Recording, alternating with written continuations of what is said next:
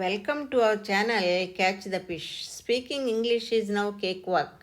ఇవాళ వీడియోలో కూడా డైలీ లైఫ్లో ఉపయోగించేటువంటి కొన్ని ఇంపార్టెంట్ అండ్ యూస్ఫుల్ సెంటెన్సెస్ని ఇంట్రడ్యూస్ చేస్తున్నాను.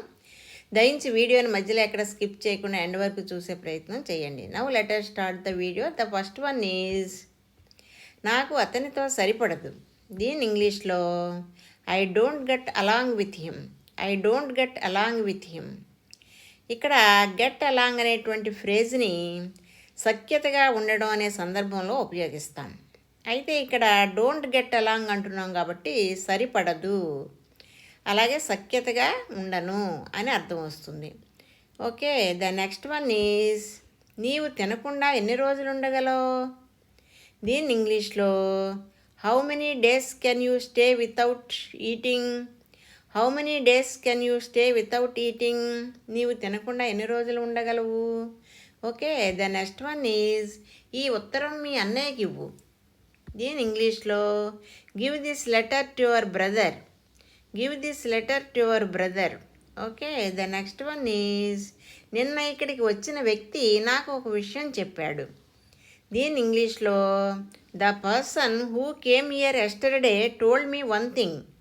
The person who came here yesterday told me one thing.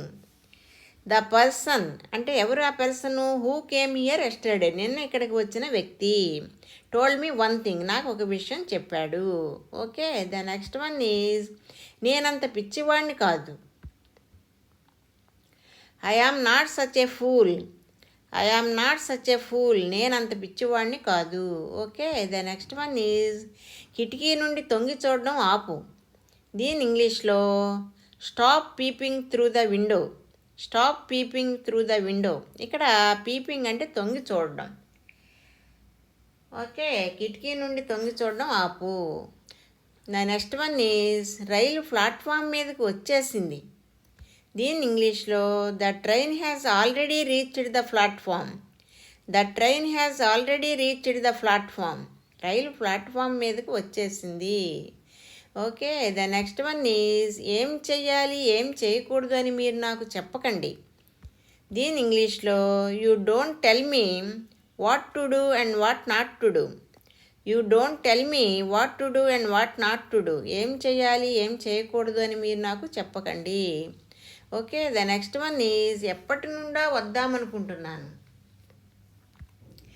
దీని ఇంగ్లీష్లో I have been wanting to come for a long time. I have been wanting to come for a long time.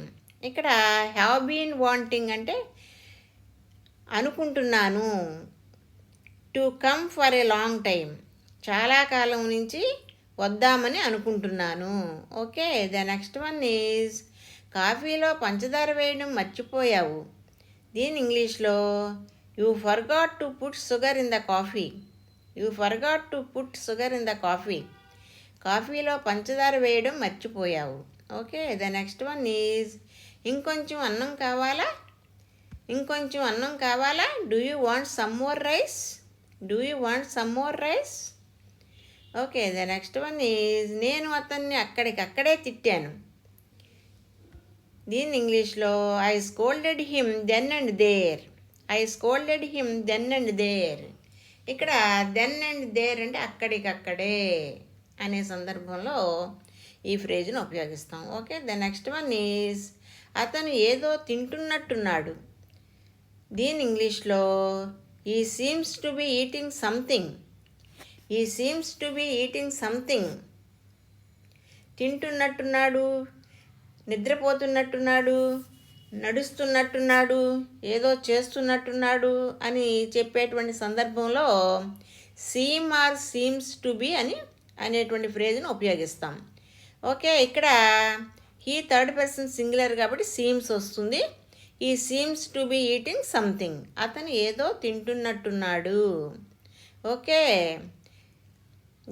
నా స్థానంలో నువ్వు ఉంటే ఏం చేసేవాడివి. దీని ఇంగ్లీష్లో what would you do if you were in my position. What would you do if you were in my position.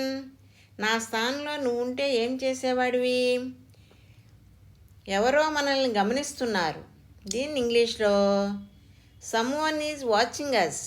Someone is watching us. ఎవరో మనల్ని గమనిస్తున్నారు. Okay, thank you for watching. If you like this video, please like, share and subscribe. Please keep learning, keep practicing and keep supporting me. Have a nice day.